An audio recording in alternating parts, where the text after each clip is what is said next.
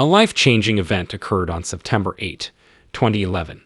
My colleague and I argued over human resource allocation during a vital project.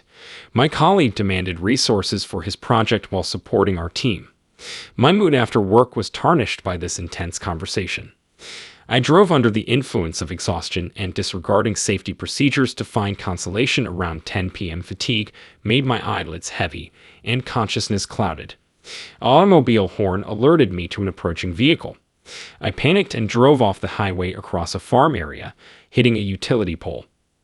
I had throbbing headache and bloody vision after the hit. I was drawn into darkness by an unseen force while balancing life. I heard my name called and struggled to raise my head to see a lovely angel with long golden hair and profound blue eyes exuding compassion. The angel's flowing white garment radiated limitless brightness and love. The angel offered his hand. "Take mine. Time is limited." Despite bewilderment, I took her hand and felt weightless as my soul disappeared into a mysterious dimension. The angel hoisted me quickly into the night sky. Below, terrible, demonic monsters with twisted bodies, broken skin, and terrifying features approached, scaring with their blood-red eyes. As we flew away, the angel's warmth comforted me despite their uncomfortable presence. Since these spirits were afflicted, the angel protected me from their pull towards the darkness. Her voice brought me serenity on this mystical voyage. I asked our destination out of curiosity.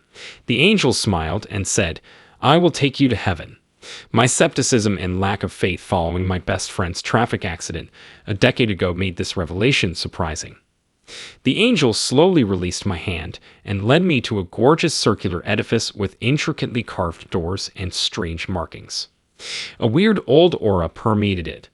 The gate opened slowly, letting us into an exciting and rather unsettling area. However, the angels comforted me.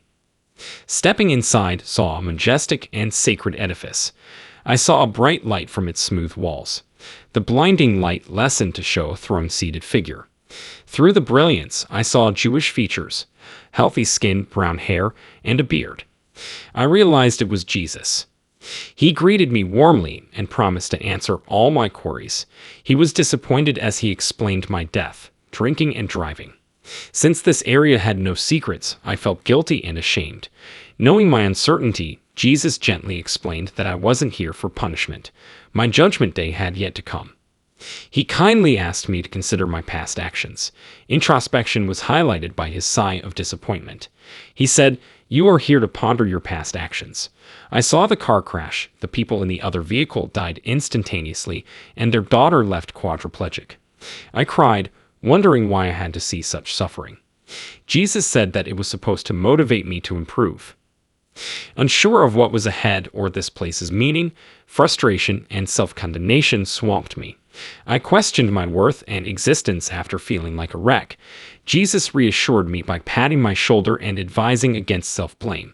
He stressed that my goal wasn't to sink in self-doubt, but to realize that everyone makes errors, but the past shouldn't dictate the future. I felt understood and accepted, removing my solitude and self-consciousness. Jesus warned me in future encounters that humanity often destroys itself.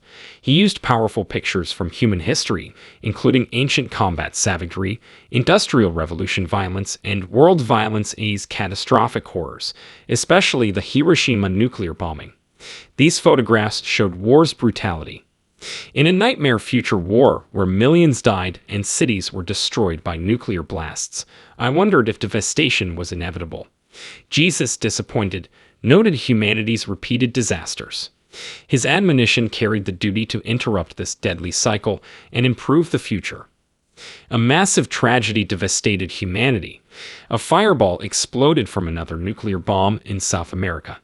The entire continent was at war, and its people suffered unimaginably. I felt pain and doubt when Asian missiles launched. I asked Jesus why he couldn't interfere, knowing this gloomy future.